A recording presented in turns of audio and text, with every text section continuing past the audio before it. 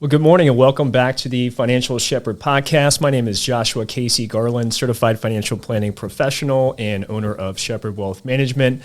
Very excited today. I'm going to call this podcast our quarterly roundup. We're halfway through Q1 of 2022, and obviously we've had a lot of news to talk about, and I've had a lot of questions from my current clients about how I'm handling a lot of this negative news and sentiment that we're seeing.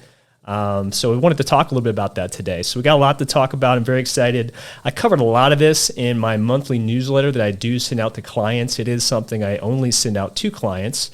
So certainly hope you all will benefit from this. If this is interesting to you and you'd like to get this type of information sent to your email address, give me a call, send me a text message, 513-630-2664. So just want to kind of set the stage as to where we're at so far in 2022, coming out of a really strong 3 years of market performance before we got the January sell-off, which we'll talk about here. So in January, the S&P 500 was down 5.3%, the NASDAQ was down 9%, and the Dow Jones was down 3.3%. And of course, one of the very first topics I wanted to talk about today that has some effect to some of the performance we've seen so far in the indices is Facebook, or Meta. So obviously they went through a name change not that long ago, focusing more on the future, which would be the metaverse, according to Mark Zuckerberg. And kind of leading into their earnings, I think everybody was pretty bullish on Facebook being able to continue to drive profitability, continue to attract new users to their platform. And a lot of the chip makers were benefiting from the decision that Mark Zuckerberg made to kind of focus on the future, which in his view is the metaverse. So a lot of chip stocks, had a lot of positive performance, not only because obviously we're in a chip shortage here in this country, but also due to the fact that those types of businesses, the NVIDIAs of the world, are going to be in a prime position to benefit from the future of the internet and the Internet of Things, which will eventually be the metaverse. So I want to talk a little bit about that today, as well as some of the things that we're seeing from a political tension standpoint. We talked about inflation last time, so I want to spend a little bit of time talking about some of the energy costs and commodities that are in shortage, not only here in the United States, but also around the world.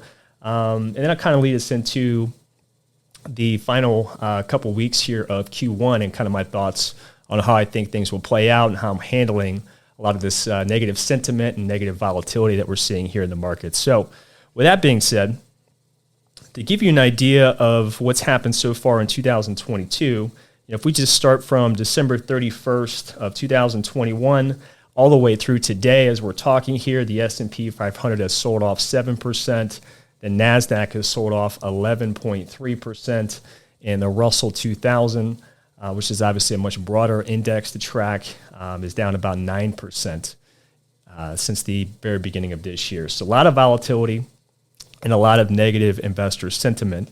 Now, starting with Facebook. So Facebook, obviously, or metaverse, I should say, everybody has either used their product or is using their product, or for sure has at least heard of this company that Mark Zuckerberg has turned into an absolute machine. But in their most recent quarterly earnings announcement, they did miss on their earnings per share by quite a wide margin. The street was expecting $3.84.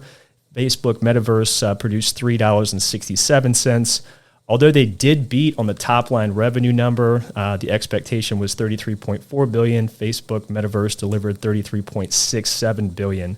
So even though they are focusing on the future, building out this metaverse platform, they were still able to drive a heck of a lot of revenue and beat on the top line there. Now, the other interesting part about Facebook, before we actually talk about the fall in their stock price, which I think is interesting, literally half of the world, about 3.6 billion people, are using their platform on a regular basis. Now, they didn't drive the type of ad revenue that the street was expecting, which their peers, Google and Amazon, definitely were able to benefit from a lot of ad revenue growth. But they did spend quite a bit of money, about $10 billion, and they plan on spending that kind of money for the foreseeable future in building out that metaverse platform. Now, with that being said, the fallout in the share price on that earnings announcement, they dropped 20%. virtually overnight. And if we look at it from that context, I mean, Facebook Metaverse lost about $250 billion worth of market cap. Literally about a quarter of the company was sold off over that very short amount of time. To put that into perspective, the country of Greece does not produce that type of GDP revenue on an annualized basis. So it's pretty phenomenal sell-off that we recently saw here for Metaverse. So how am I handling that for my clients? So it is a holding. Somewhere between 2 to 5% of my clients' investable assets are in a Metaverse. Now, some people, just for their own personal reasons, don't want to have Facebook as a holding, just like some individual investors may not want a tobacco or some alcohol-related company in their portfolio for their own personal reasons. So certainly there are a few clients that don't have that exposure to Metaverse, but quite a few do. And how are we handling this sell-off? So I look at it as a buying opportunity or the opportunity to rebalance. And the reason for that is, again, if we go back to just the basic fundamentals of the company, they're generating a phenomenal amount of cash flow. And they have literally about half of the population on planet Earth on their platform. There are very few companies that have the ability to capture that wide of an audience. So really what you're betting on here, if you're going to continue to hold Facebook, and Facebook, by the way, is an exceptionally cheap stock after that sell-off. Their price to earnings ratio is about 15. They're literally trading at a lower value than IBM. And IBM is definitely making some changes with their management and some of their decision-making processes, and maybe they'll come back to prominence. But when I look at the future, and specifically in the tech space, you got to believe that this metaverse is going to play a big role. So you're betting on the fact that Mark Zuckerberg, their CEO and chairman of the board, and controls a whole lot of the decisions, basically all the decisions that Facebook and Metaverse are going to make. You're betting on him being able to pull this off while at the same time still being able to drive the core business that has made Metaverse, Facebook, highly successful for investors over a very long period of time. And I'm willing to take that bet. So when we look at this opportunity, simply just shifting out of fixed income, cash equivalent types of investments, using that capital to buy into additional shares of Metaverse at this lower price level. And the benefit of doing that, of course, we're getting shares at a lower stock price. And if you're already owning it when it was trading around $330 to $350 per share, obviously, took a pretty significant pullback from where it's trading at today, about $218 a share. That's about a 60% decline depending on where you actually own those shares at. However, it's still a company that has a tremendous platform, that has a very large user base, and they're generating cash, hand over fist, even while they're spending multiple billions of dollars a year on building out this new platform that they're calling Metaverse. So if you don't think that Facebook is going to be able to deliver on that promise over many years, because it's not going to happen overnight, of course, then you would also have to take into consideration the valuations of these chip stocks that have also benefited greatly from the future of the Metaverse opportunity. So I do believe that Facebook will be able to pull this off. Metaverse will be a thing. And not only will Metaverse shareholders benefit from that, but also if you're investing in chip stocks like NVIDIA, like I am for a lot of my clients, that'll also benefit from that as well, including several other names. But that's actually what happened. And truly, although it doesn't feel good, and I certainly don't like to see that for my portfolio, definitely don't like to see that for my client's portfolio. That's why positioning size matters when you're building out a well-diversified portfolio.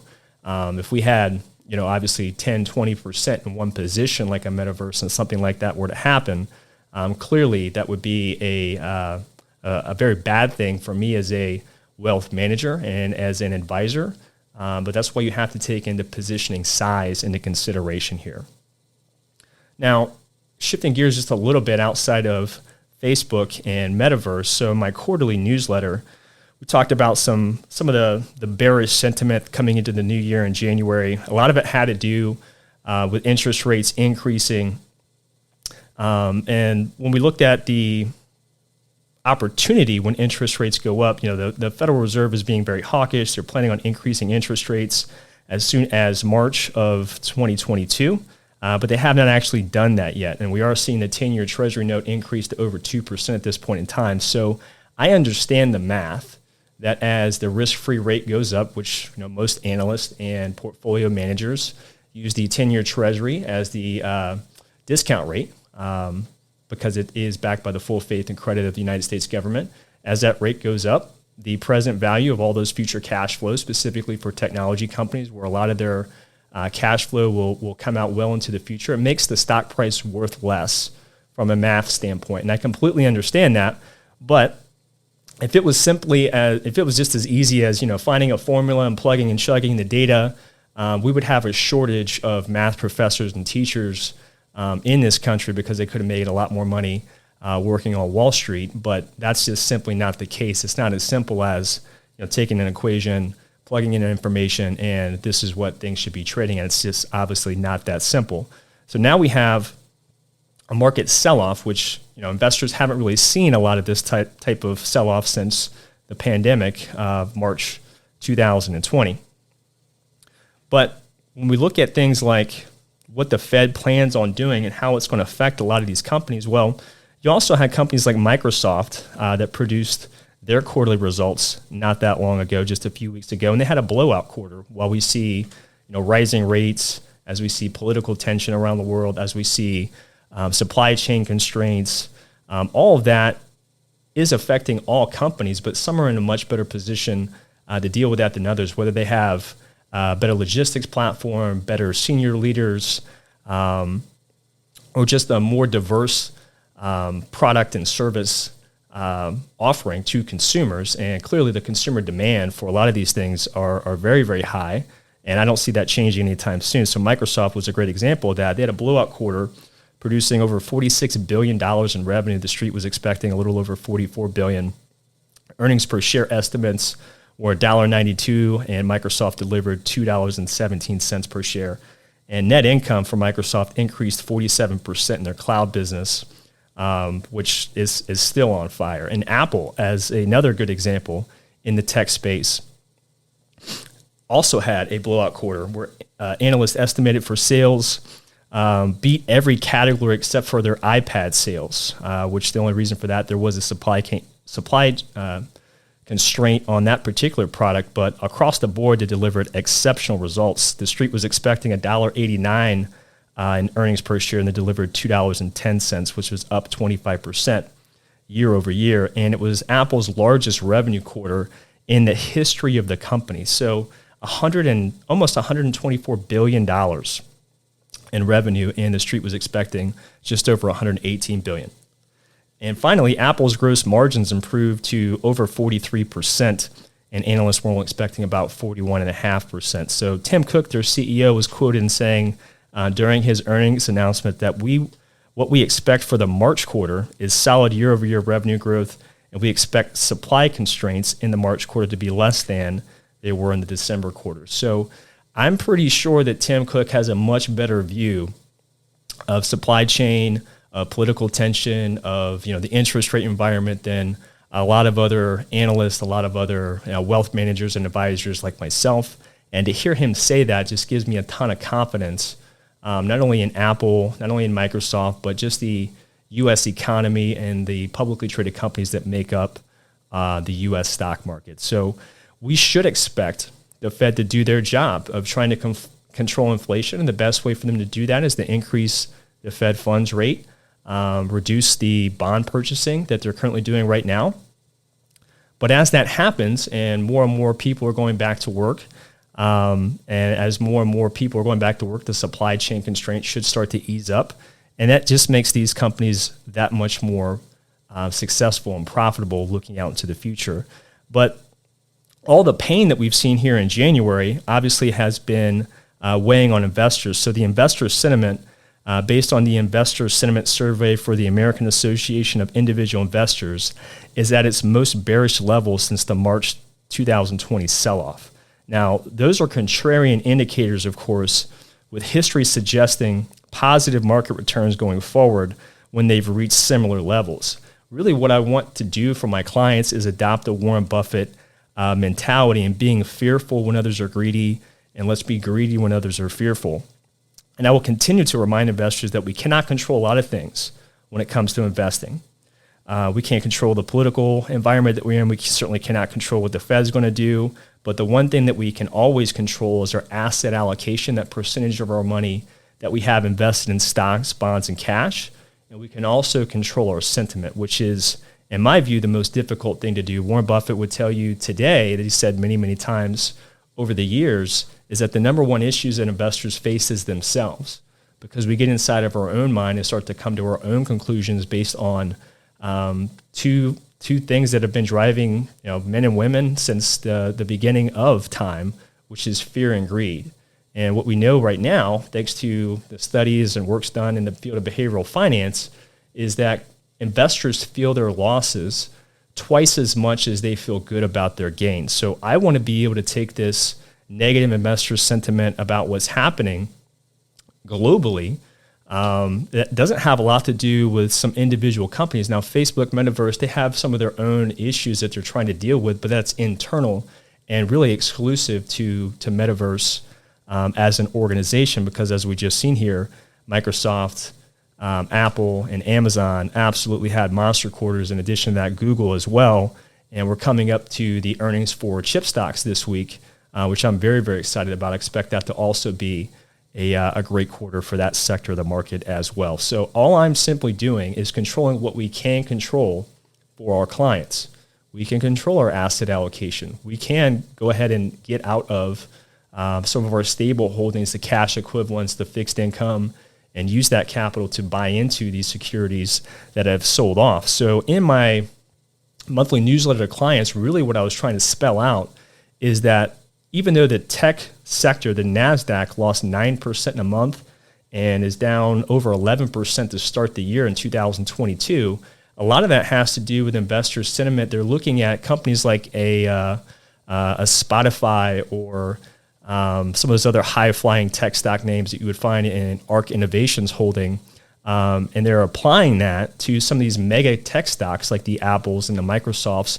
And those great organizations, the Googles of the world, are getting pulled down just because investor sentiment is very bearish on tech in general, just because of interest rates going up. And of course, the news that came out with Facebook earnings had a negative shock, not only to the stock price, but also for investors in that specific sector. So all we're going to be able to do is take advantage of that bearish sentiment. And I think my clients are going to be very well pleased with the performance as we get through the rest of earnings for Q1 and start to get into Q2, where we have a little bit more clarity as to what the Federal Reserve is going to do to fight inflation. And we'll also have a much better perspective on some of the supply strain constraints that have certainly affected the profitability of businesses. I mean, even though Apple had a phenomenal quarter, Tim Cook said that they could have done several $1 billion more in revenue had there not been any of these supply strain constraints. Now, all that obviously has had an effect when we look at things like inflation on commodity prices around the world. So, the price of oil was around $80 a barrel going back to November of last year, and as we're talking here today, it's up about over $91 a barrel, and a lot of analysts are calling for the price of oil per barrel to be approaching $100 or more in the coming weeks. Now, if we look at oil over the last 12 months, it's been the best performing sector of the United States stock market, up over 51% in the last 12 months. And even year to date, even though we're only halfway through, Q1 of 2022, oil is up over 20% year to date.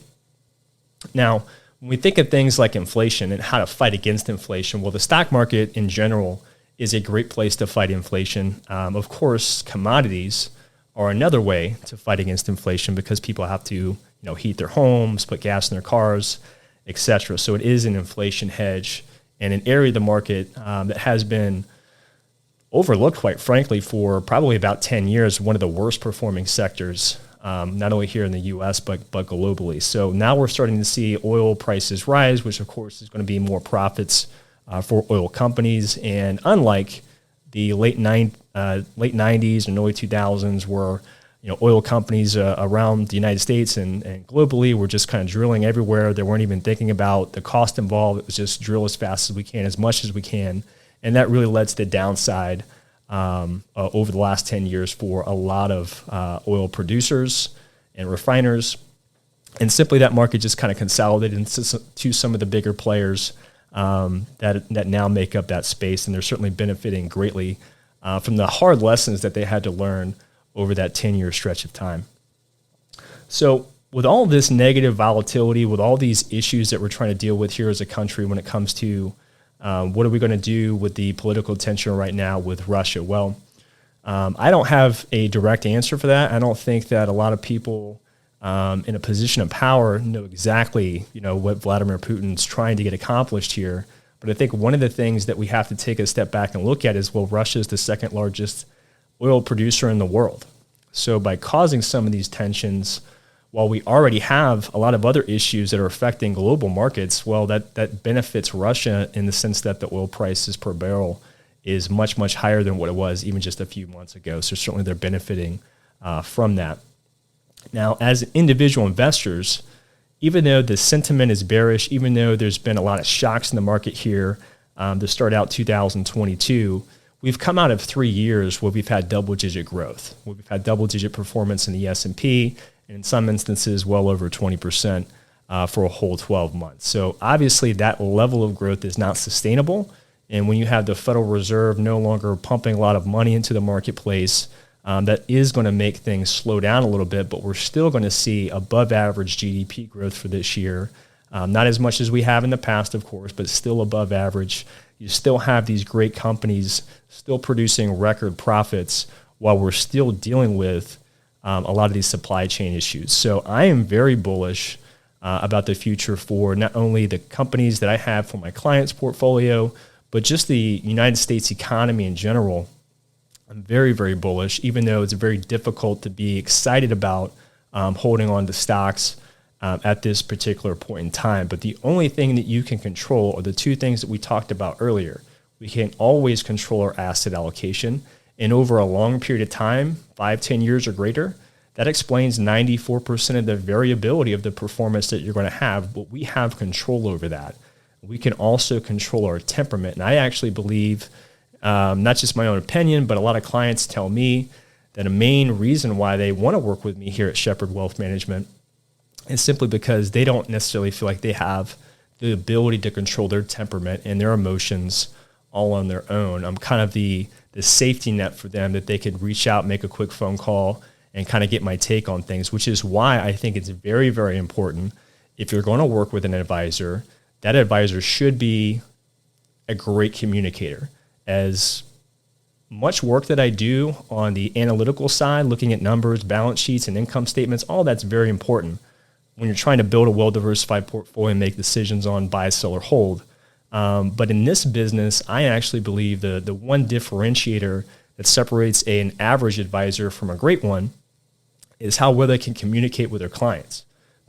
You got to remember, a lot of my clients are engineers, highly trained professionals in the medical field, some cases lawyers, accountants, etc. They're all excellent at what they do. I could never do what they do. If I walked into Procter & Gamble and somebody told me that I had to figure out the engineering for the next version of Pampers or whatever that they're coming out with, I obviously have no ability to be able to execute on that agenda. But the reverse is also true here for my clients, is they're great at what they do. They're great at being an engineer, an accountant, a lawyer, whatever the case may be. And they're trying to spend as much of their time figuring out a way to be the best in their company, in their field, which certainly gives them the ability to drive more revenue for themselves and their family, which gives them more opportunity and choices to not only have some of the fun things in life, some of the luxuries, but also provides them the ability to save and invest for the long term. And it's my job to see the long term and not necessarily focus on the short term, which is where a lot of clients tend to go down that rabbit hole of, oh my gosh, interest rates are going up. Oh my gosh, Russia is having tensions with Ukraine and other countries. And we also have energy shortages over in Europe. You could talk for the rest of today about all the negative things that are happening around the world. But when you take a step back and look at the macro picture, what some of these companies have been able to do, given all the adversity that they faced, not over the last couple quarters, but really since we've had the global pandemic caused by the coronavirus, is absolutely phenomenal to me. And I am very bullish on the long-term growth prospects, not just for these companies, but for the United States economy in general. That experience of going through 2008, which was the worst correction since 1929 when we had the Great Depression. Then you had Brexit was another macro event that happened in 2016. I think a lot of investors forget about that period of time where we had a lot of political tension around the world with Brexit leaving the European Union, and there was $3 trillion worth of market cap value that was lost in just a week in 2016 that summer. What people forget, we actually finished the year up about 16% in the S&P 500. Now we've had in my lifetime, the worst global pandemic caused by the coronavirus, and you would absolutely expect that the market had the type of sell-off that it did when basically the whole world's saying, hey, we got to close our doors and try to figure this out. Well, we still had a heck of a good year in 2020 with the market being up double digits, and was even better in 2021 being up over 20% in the S&P. So the market is exceptionally resilient because the market is made up of companies and CEOs and their board of directors that are charged with growing and doing that in a manner that's not only good for their employees and their business, but good for shareholders. And I don't think anybody can look back at the last several years and say, hey, the U.S. economy is exceptionally resilient. It is painful at times over a short period of times to go through some of these events. But if you can stick with the game plan, control your temperament, control that asset allocation, rebalance things instead of just burying your head in the sand and just pretending like a lot of these things aren't happening, that's going to give you an advantage over the long run. So I get the fact, that there is a lot of political tension. I don't have any control over that. I know that that's going to have some effect on the market, but more importantly, I know it's going to have effect on investors' sentiment in the worst way at the wrong time, just like when Brexit happened in 2016. Let's take advantage of that. Of course, energy costs are a concern. Of course, nobody likes to see high inflation rates. Well, if we want to exaggerate the inflation conversation, which everybody keeps comparing the inflation today to 1982 and 1981, where we had double-digit inflation lasting for several years in a row.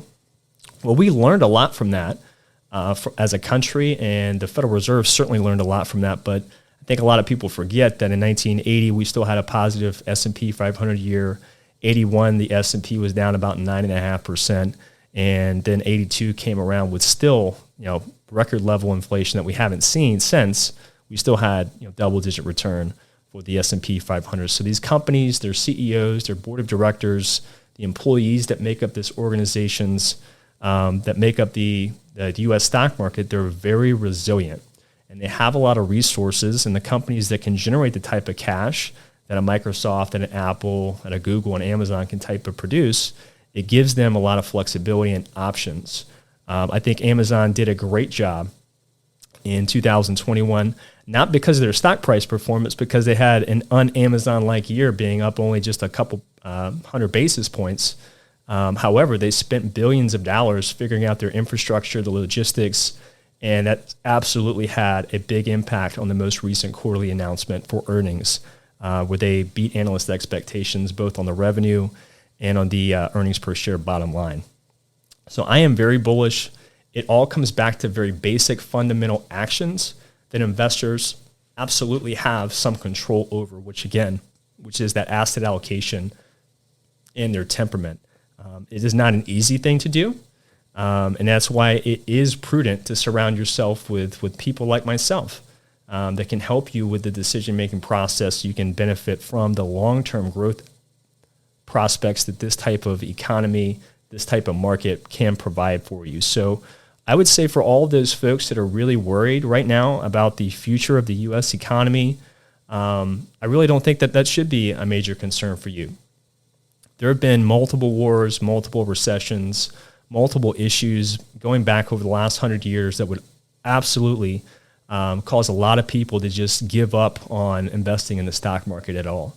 But if if you were one of those people, if you are one of those people right now, you have to take a step back and look at the bigger picture here. As bad as 2008 was, well, the recovery was way more violent to the upside than it ever was on the downside, even though we lost about half of the market value in about a year's span of time. Yes, that didn't feel good. But if you have a well-diversified portfolio, you should have lost a lot less than the overall market and still been in a position to benefit from all the growth that came after that 2008 correction. I can say the same thing about any point in time in history. It didn't feel good in the moment, but if you had the right temperament and the right approach to building a well-diversified portfolio, you can just simply take advantage of all the negative sentiment that investors have. And that's exactly how Warren Buffett built the types of success that he's had at Berkshire Hathaway for decades, is simply just putting himself in a position to take advantage of everybody else's bearish sentiment. So those are the things that I wrote in my most recent newsletter to clients. I thought it would be important to have this mid-quarter roundup to just kind of talk about some of the things that are happening that investors are concerned with, that I've already received a lot of questions about during the quarterly reviews that I have with clients. But it all comes back to, if I'm going to be the best advisor that I can possibly be, absolutely yes, I need to do my homework. I need to understand all these macro events that are affecting, share prices for positions that I have for my clients. But I also have to understand that this is an inevitable event that will happen. It's happened time and time again over any period or any decade that you want to look at in the United States stock market or the markets around the world. This is an inevitable event, and you just have to keep that in mind as you're positioning your portfolio and be prepared mentally to go in and take advantage of things and being greedy when others are fearful. I certainly think that the harder part to managing a portfolio is selling things at a gain when you would expect the market to continue to go up, being fearful when others are greedy. That other part of the Warren Buffett statement there, in my opinion, is much harder to do, having that discipline to take profits off the table and reallocate that to other parts of your portfolio that may be underperforming.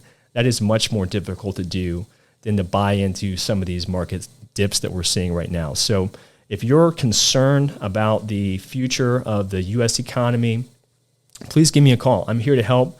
These types of newsletters, this communication is, in my opinion, the best thing that I can do for my clients, because the more that they understand about what's happening, why things are happening the way that they are, and more importantly, what we plan to do about it, just a better experience you're going to have, not only from a performance standpoint, but you should be sleeping a lot easier at night, having that level of information and understanding about how your positions are reacting to a lot of the things that we're seeing here, both in the U.S. economy as well as the global economy. So if this is helpful, I certainly hope it is. Please give me a call. I'm happy to answer your questions. I'm happy to get you on the monthly newsletter chain if that's something that you would find valuable. I can be reached 513-630-2664. You can check out my website, shepherdwm.com. There's a whole bunch of information about myself, my background, my experience. You'll also be able to find a link at the top of that website to take you right to our YouTube channel, where you can see other videos and podcasts that we've done. It'll also take you to a link for our Spotify channel, which will allow you to download the Audible version of all the podcast shows that we've done so far. Again, my name is Joshua Casey Garland. I'm a certified financial planning professional. I'm the owner of Shepherd Wealth Management, and very happy to announce we're over $30 million of assets under management for clients and growing. And I certainly look forward to the coming earnings announcements for chip stocks this week. And what we're going to do here at the end of the quarter, sometime around the end of March, beginning of April, we're going to come back, do a quarterly review podcast show. I'm going to start to do that throughout 2022 and well into the future. And in between, we'll continue to have some of our business owner guests here just to talk about what's going on with their business, how they're seeing the markets, and how things like inflation and higher commodity costs are affecting their business as well. It's been a great pleasure. It's a lot of fun. Certainly look forward to all of your questions. Again, you can send those questions to 513-630-2664. And I hope everyone has a great rest of their day.